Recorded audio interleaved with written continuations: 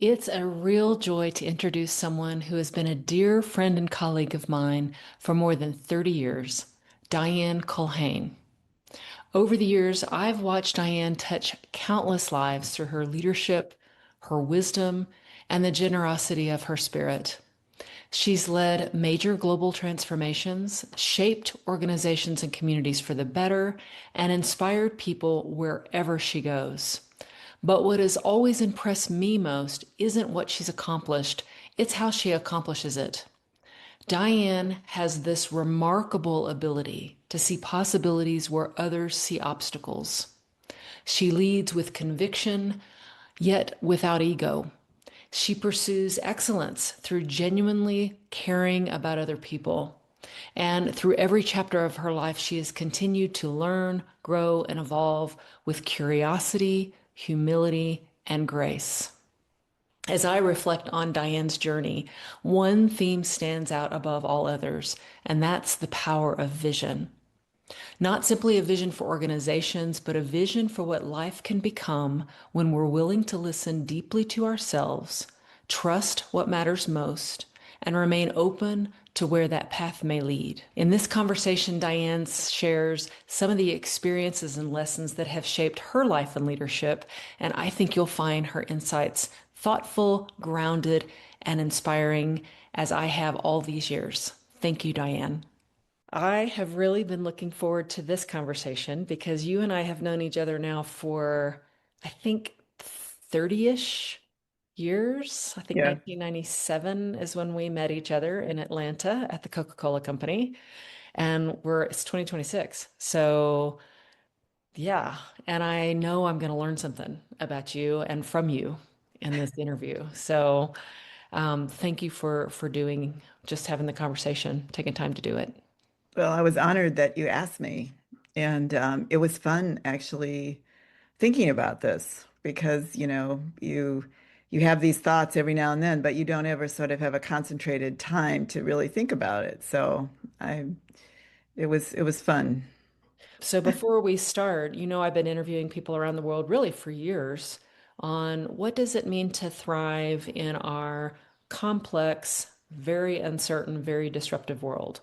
So how do we show up as leaders, truly thriving and creating the conditions where all people can thrive? And before we jump into the questions, tell me, I know some of it, but I know I don't know all of it. Tell me a little of your background. So I knew you had a appreciable amount of time at the Coca-Cola Company, but before Coca-Cola, give me a little bit of your background up till today. I guess I started out when I graduated from university, I had to make a living and I got a degree in journalism. But I always knew I wasn't going to be a journalist. That didn't draw me to it. I went into it to have a degree and I wanted to go into business, but I didn't want to go into the business administration part of it, but I wanted to be associated with business. So I got a job and I was always drawn to creative projects and I was drawn to making a difference in people's lives for some reason. I mean, that just was always with me. And so I got a job in a small company that did these work for major corporations in this area that I lived in and in Michigan. And it was mostly the car industry and the pharmaceutical industry, but it was producing these big multimedia. We called it business theater at the time, Mhm. and it was always around the thread was the company wanted their salespeople. Normally, this was in those days, it was salespeople to either sell a new product or make a difference in how they approached their marketplace or do something different. And it was all around motivating them to get excited about the new product, about whatever. And I ended up started out as a script writer for the shows and then transitioned into producing and directing them and then we entered the work. It was like a little mini Academy Award. We entered this work in a national association that gave out awards every year and it was a gathering of people that did this kind of work and someone at Coke saw my work and actually recruited me to work Hmm. for the Coca-Cola Company because they needed a creative director in the and I was like, and the interesting thing, so there's a connection with thriving that I'm going to say because I had identified early on, I didn't know that that I didn't call it a vision. I just knew that I wanted to work for a big, major global company. And I identified three of them. And I had no connections with three of them. I didn't know how I was going to do this, but I knew these were the three I wanted to work for. And out of the blue, someone said, "Would you be interested in working for the Coca-Cola Company?" And I said, "Yes." And that was one of my three companies. I mean, Oh, and fascinating. that started me on this path of like, how did that happen? And so that was something that I kept my whole life. And so I was recruited and I started out as a creative director, ended up doing big product. Well, the biggest one was the centennial for the Coca-Cola Company. We Mm. had 13,000 people. All the bottlers from around the world came to that. We held it in the arena in Atlanta where the Hawks play. So it was a huge arena. We had singers and dancers, and you can imagine. And there was 3 or 4 days. I had the international day. I was in charge of producing and running the whole entire show in the international for the international day, and that's how I got my start. And then I just ended up, and because of that, I got really close to the senior leaders because that's who I was.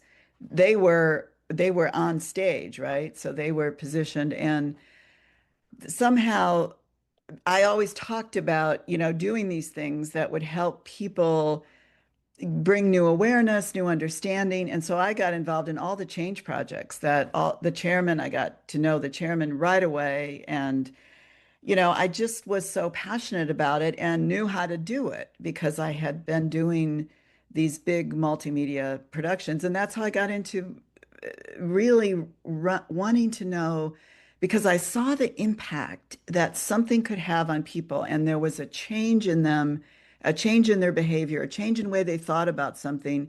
But then it dropped off after about 6 months. We saw this boost, and then it dropped out. And I was wondering, well, how is learning? I always felt it was about learning. How is learning sustainable? How Mhm. do you how do you impact somebody and keep it going? And so that's when I really did my own self-study about that. I just kept getting involved, and then I kept talking about it with the senior leaders, and I was on the chairman's staff, and so eventually that led us to the formation of the Learning Consortium, and that's where I met you. I mean, that was sort of a contracted, and in the meantime, I did commercials, I did films, I traveled all over the world for the company, so I got exposed. I would like to say I worked on every continent except Antarctica, and I did have a chance to do that, but I didn't want to go. It's too cold. So, but that led me to you. I mean, Yeah. in the consortium. Well, and then that was 30 years ago. So, I mean, Yeah. there's been a lot since then because I know then you left the company for a while and came back really running communications, employee communications. And, what does it mean to um, use communications? These are now my words to truly engage people and enroll people and inspire people, not Mm, just as a one-way system, mm, as a one-way method. mm. So, and how long were you there then at that point? That job, it was director of global communications, yes, and it was focused on global internal communications, and also and that again because it was employees, and I always felt that there is power to be accessed with employees, and so many approaches that were taken were all about telling them as opposed to involving them in the actual process that you wanted to evolve or change or whatever, or even just new things that were happening within the company. And so that was what I just went in there and said, look, there's a different way of doing this. You don't have to just tell people, you can actually involve them in the process. And you don't have to then sell in, you don't have to do buy-in because they felt like they've been a part of the process. And I always tried to do that. And that, of course, led me then to be, and I was one of when the Coca-Cola Company went through its major transformation, which you know as well as I do, I was part of the top 150 leaders of the company. But I had this additional skill of helping large groups of people participate in a change process, and we wanted to transform the company. So I got in charge of really managing and organizing the whole process of that, as well as being part. I was co-leader of the mission and vision work stream for that effort that really transformed the Coca-Cola Company. So it was a and that was so that was my and then I decided at that time that I really wanted to focus on something else. You know, I had been there almost 25 years and it was just time. Hmm. And after that, is that when you then shifted to your board role at the College of Charleston? Was that Yes. period of time? Yes. Okay. Yes. So then I kind of when you go through when I was in this supercharged executive position at the company. And it was exciting. And when I was reflecting on thriving, I really thrived as being a part of that company and work to me was energy. It was energy. Yes, there were moments when I was frustrated, and there were moments when I'm driving home in the car and I'm just, wanting to cry. Hmm. But overall, I loved working there. I loved it. So then when I left, I thought, well, what am I going to do with the rest of my life? And we knew, both my husband and I knew we wanted to be associated with the university. And so instantly we both got involved with the university that's next to us, which is the College of Charleston. And then I gravitated to the business school because I loved business. And so I met the dean and he instantly said, please join our board.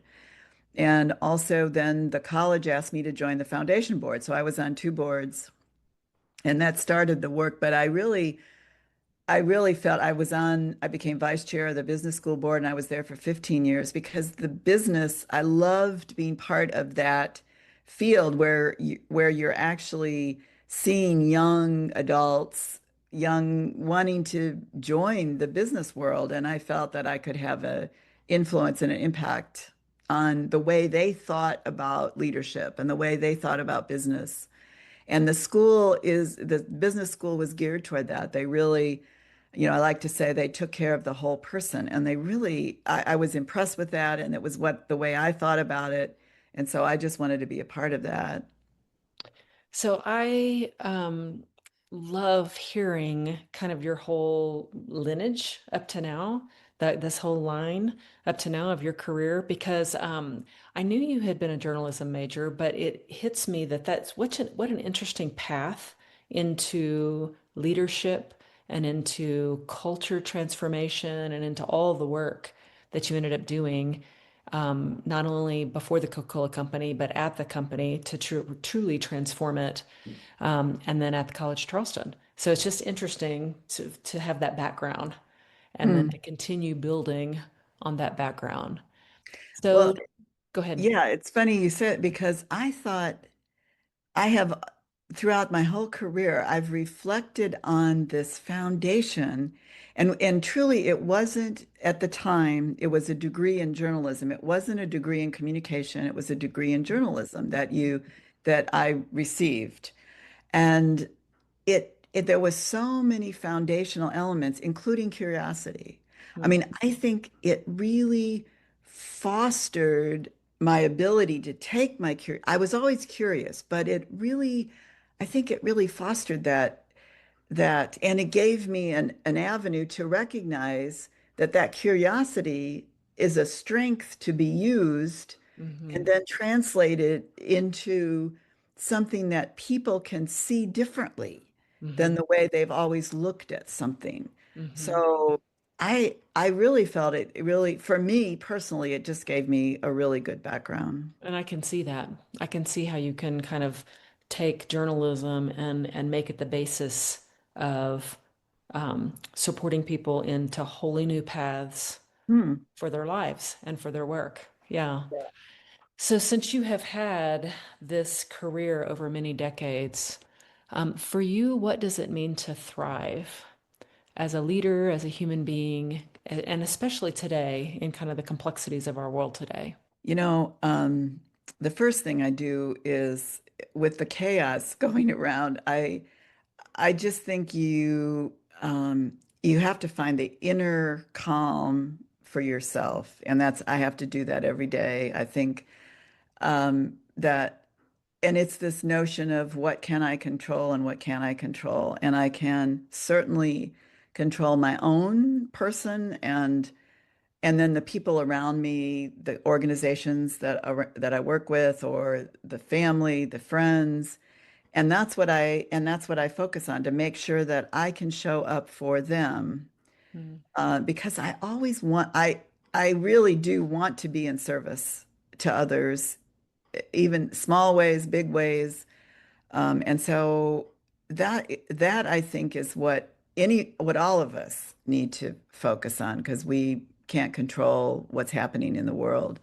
But when I think about as a leader, I I think we have to always, it's that we have to more than ever in this world have to seek new perspectives, have the ability to do that and to be open to that because it's got to be like part of our DNA because it changes so fast and we have to be open to the newness that is coming at us um, in such a tremendous pace. And also this notion of looking at the bigger context. So that is, I think, is so important in today's world. What is the bigger context that this event or this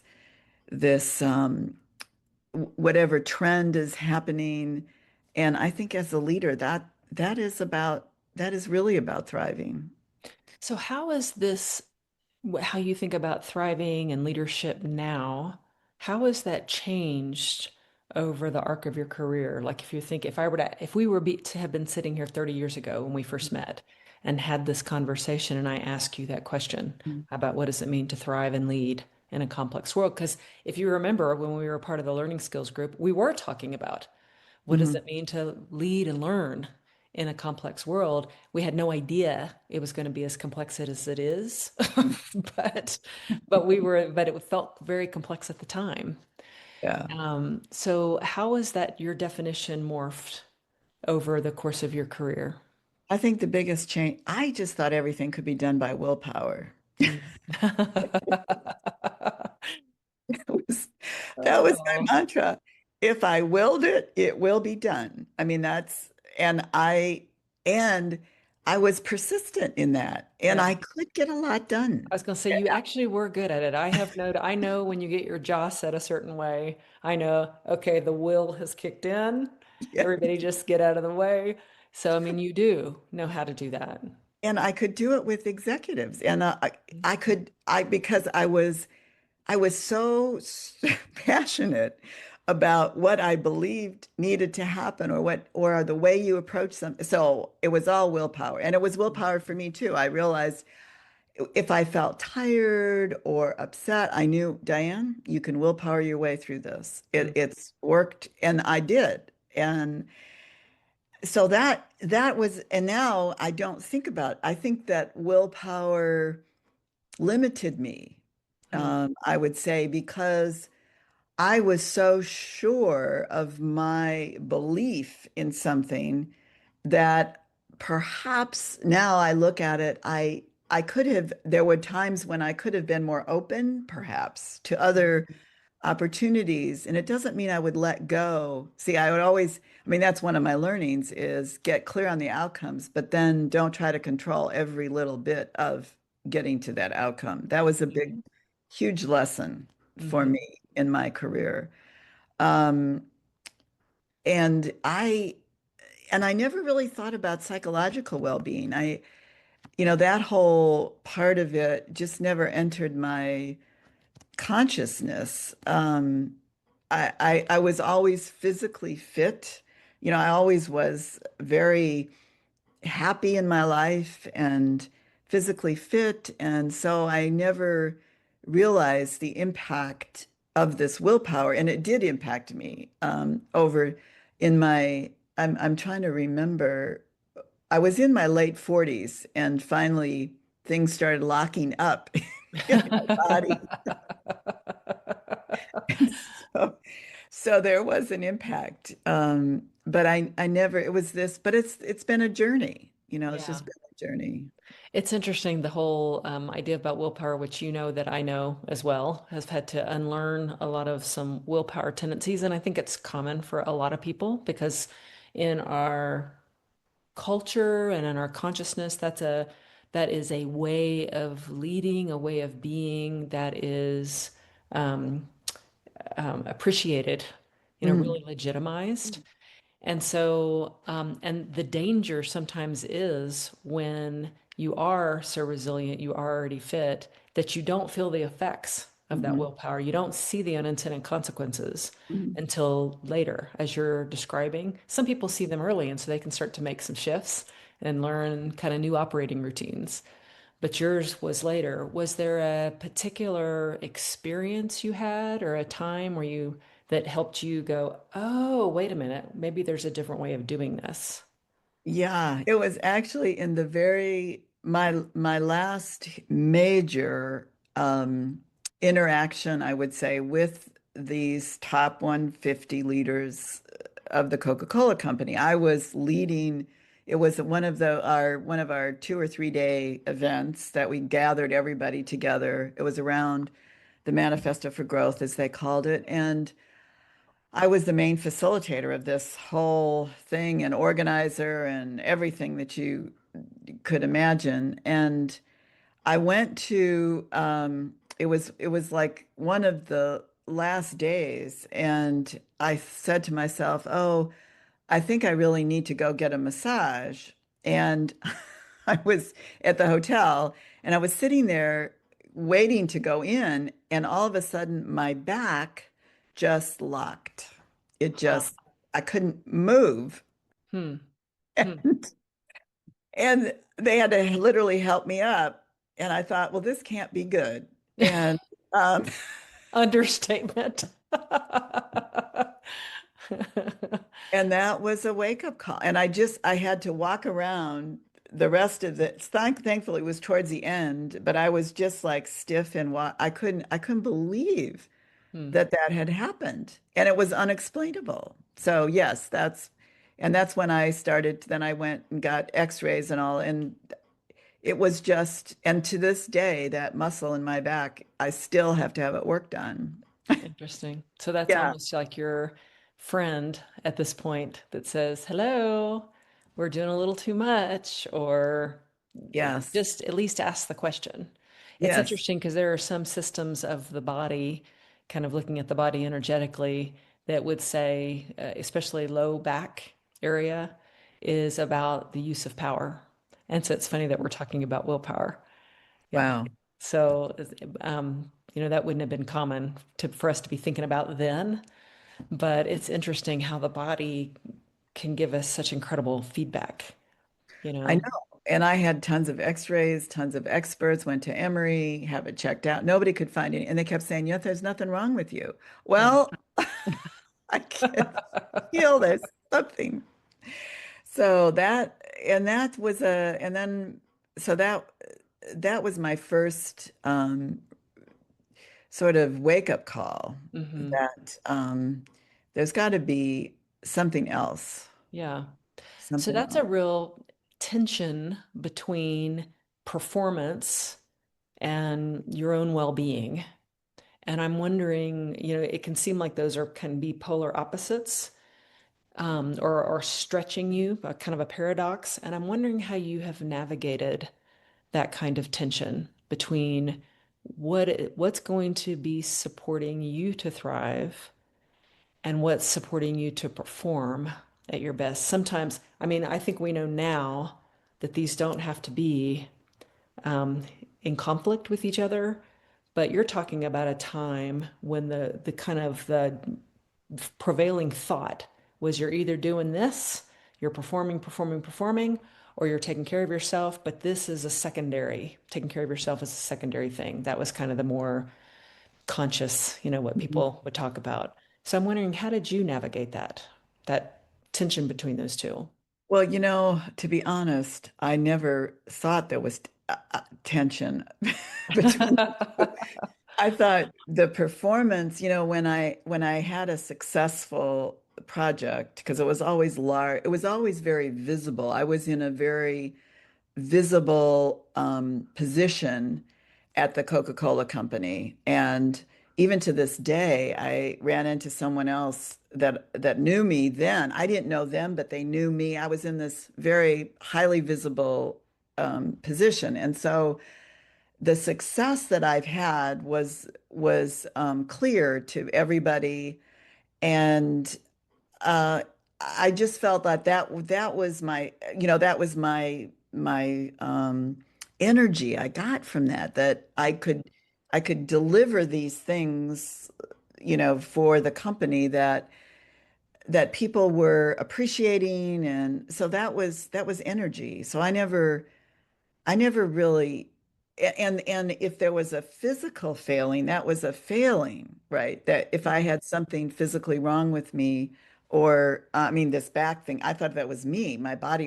Why is my body giving out on me? Interesting. I never, and so it was only later that actually exposure to you and just this whole area of work that I realized, no, I can actually improve my psychological well-being, and I can actually sort of release a lot of that pressure on my body and become more creative, become more open, and the performance will get better. So I never had that in the corporate world. It was only after Hmm. that I learned that lesson. And I Wow. tell you this all the time. It really came to me on the golf course because, golf is, it's always pressure. You're always trying to do better, and you're competing in games, these little competitions that we all have in golf. And um, the harder I tried, it was almost like the worse I got. And so when I started breath practice and just started to really, the tension in my body was so tight and be able to release it. And then I saw the impact on my performance on the golf course. That was like one of those light bulbs going off. Yeah. So, and then I realized, darn, I wish I could have had this long ago. Well, But but you get it when you get it. Like you get it when you're ready to yeah, get it too. And then now you were ready to get it, and now you're still in a role of stewardship for so many people in a whole institution that you're supporting, the College Charleston. So, yeah, so you still have a long road for I still, supporting other people and getting it earlier. Yeah. So, what today do you consistently do that helps you stay internally well resourced? And I would say, particularly in complexities and demands, but honestly, for most people, life is complexity and demands. I don't actually know many people who are, um, unless they've fully retired and they're divorced from the work world, but even those people that I know are experiencing, whether Mm. it's geopolitical or environmental or from wherever family, from wherever it's coming from, they are really experiencing um, all the changes that we're going through in the world. So what do you do kind of as practices for yourself that helps you stay internally well resourced? You know what? I go to the power of vision on every little thing. I go to that. What do I really want to have happen here? That Mm. sort of just supports me in every just little interactions, even throughout the day. But and I also go to what can I control and what I can't control. Mm. And I'm very conscious of understanding current reality too in any situation. I do that. I just do it. It's a part of my DNA. And I almost have appreciated, when we first heard this, and I think we did hear it in the Learning Consortium, that live in the gap between vision and current reality. And I've loved living in the gap Hmm. because I felt there is creativity that comes from living in the gap. Well, And it's full of potential. I mean, the gap is potential. It's just potential energy that's not yeah, expressed yet. Yeah. yes, that is a great way of putting it. And that gives me energy. It just does. And yes, I do daily exercises. I do an hour of exercise, but that is again, the older we get, I have to keep all the parts moving. And so oiled and, cared for like I didn't before. And so I do that, but it really is this notion of always getting clear on, what do I really want to have happen here? And I love change. I've always loved change. Because I don't know, early on, I recognized that life is filled with change. And so I embraced it. I was like, and what okay, if I planned something, it didn't turn out.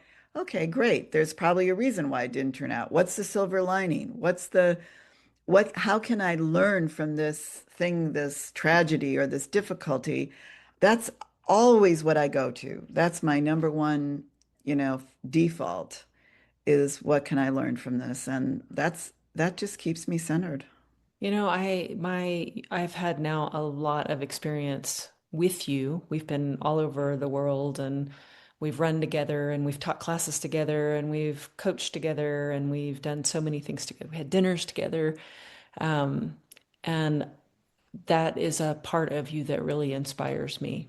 Your Mm, ability to, no matter what the situation, to be able to um, shift into I'm kind of the sense of I'm going to grow from this.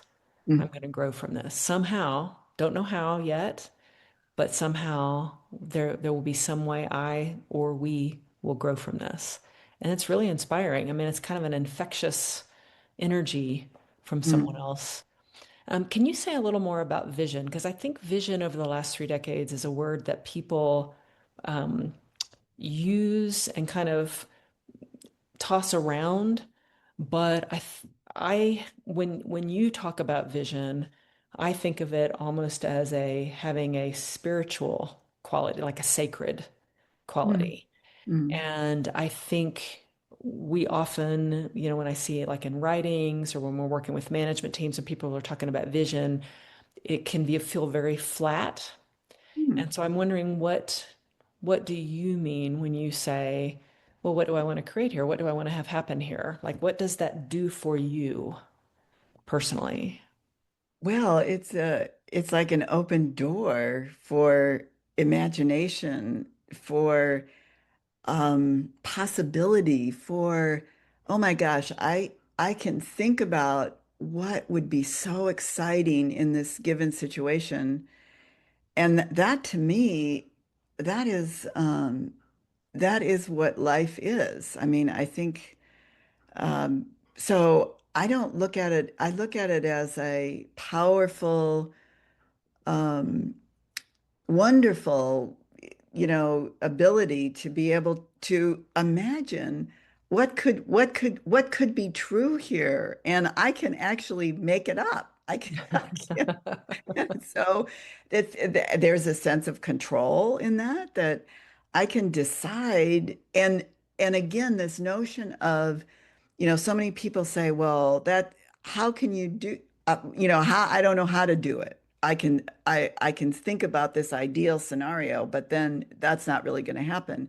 And I mean, sometimes my brain goes there, but I always know, well, first think about what could be, what would be the ideal, wonderful thing that could happen Hmm. here, or that I would want to have happen, what I would want to have happen. Hmm.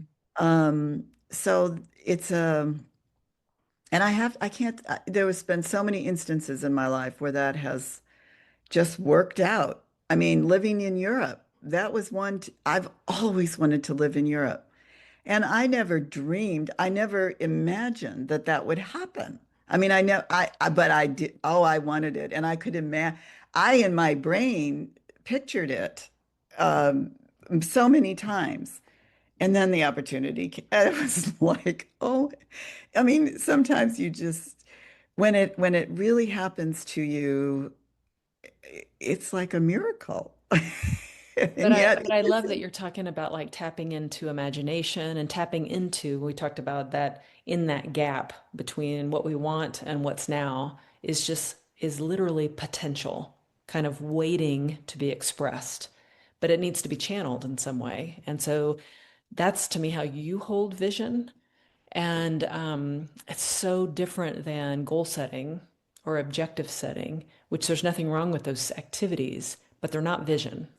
Mm, They're not vision. They're, more concrete, incremental. You really are talking about kind of that larger question of what do we want to have happen here, or what do we want to serve? mhm. And that's a whole different um, level of inspiration. So I just wanted to make sure we had that recorded because I feel it from you. And that's really different than I think how the word vision is often used, today. People are just kind of use the word and they really mean goal setting. And that's not what we're talking about. No, and I love to talk. I'd always would talk about it too with others. I, and that sometimes opens doors because you're expressing the fact that, oh my gosh, I mean, I can't tell you how many people I've told at the company that I wanted to live in Europe. And so who knows where that, I mean, I don't know that that had an impact, but who knows? And that's the excitement and the passion of talking about a vision too is, I think, gets other people involved in your vision. Mhm. So it's all It's kind good. of linked back to what we started, which is how do we use the power of communication and curiosity to engage and enroll people and inspire people and kind of get them involved in what you want to create. And just by sharing your vision, when you're Yeah. excited about it, other people naturally kind of pick that up and get Yeah, excited about it. authentic, being authentic about it. It's not like so many times I say this too. I would say, I'm not trying to sell you, especially in communication. I'm not trying to sell you something. I'm just wanting you to know what it is, and you can decide whether you want to be a part of it or not. I mean, that's, it's not, it's just communicating about, what you want and, what you want to be even. So, linked to this, I want to ask you a question about stewardship because I really, even with my experience of you at the Coca-Cola Company, um, but especially my experience of you with the university and kind of this, I have a sense of you embodying stewardship, kind of Mm. sort of the welfare of the university. And I'm wondering does that word speak to you at all? And if it does, what that means to you. Well, I guess it does mean something because I first got exposed to it working for the Coca-Cola Company. Hmm. And because we were stewards of the brand, that's the word we use. That's the word everybody used when I joined the company. And I really took it on because I appreciated the integrity of, in that case, the brand. And it was about nurturing in and growing um, what the values of the brand and the company stood for. And so that's where I first sort of came across that. And it was taken very serious. And I took it very seriously. Um, and so I would think at the college, though, that was kind of a personal um, decision around helping young people, exposing them. So in the back of my mind, what I wanted was to have an opportunity to expose people to a way of leading that was more about helping people, all people to thrive. I mean, that that was really what I wanted to do. And so how could I do that? How could I expose them in a way? And what work would I do for the school that would keep that going? So that's, to me, that's almost a stewardship of the kind of leadership that Hmm. I want to see in the world, Hmm. that I know is so important and so valued. Um, and there was this, you know, and I came across it, early on in my career, but it was only lately that I've been able to identify, well, that's what that was. I had an incident when I first joined the company. I had a communication for our chairman at the time that was very personal to him. And I wrote it and I sent it out under his signature, but there was a error. There was a very, it was it was a very visible error in the letter, Mm. and it went to all of our share owners. And so it went to thousands of people, and it was something he took very personally. And there was a mistake in the letter. And I had to tell him that. I discovered the mistake after all the letters went out. And I had to tell him that. And I expected to be fired because I was part of his staff and I was writing, it was under his signature. This was his face on this. And I told him, and I just sat there waiting, and he said to me, Dianne, it'll make that letter just much more valuable with the mistake in it. Wow. And I was stunned that a man in his position could say that to me. And what that did, it, it, it what's the word? It bound me to that company in a way that nothing else could have. Hmm. And his leadership in doing that. And I never made that mistake again, you can imagine. And he didn't have to even say that to me. Hmm. It was the way he handled it. And then I had other instances where people did make mistakes, and I saw what other leaders did, and they just attacked the person, they walked out of the office feeling like they were not valued. I walked out feeling, I mean, I was still in shock, and I was like, "Oh my gosh, I will never let this man down again." Hmm. But that was a different kind of leadership that certainly promoted my ability to be even better for the organization. Hmm. Hmm. And so I want more people to be exposed to that kind of leadership, and I want more leaders in the world. And how can I influence that? This is the way I can influence it, by being involved with the education of up and coming leaders. These are going to be our future leaders for the country, for organizations, and to be involved in that is something that's where I feel I can put my energy, my wisdom, my wealth, all of that. That's where what I can control. I feel like we're really hitting on your purpose kind of in Mm, this phase of your life. mm, You know, why are you here?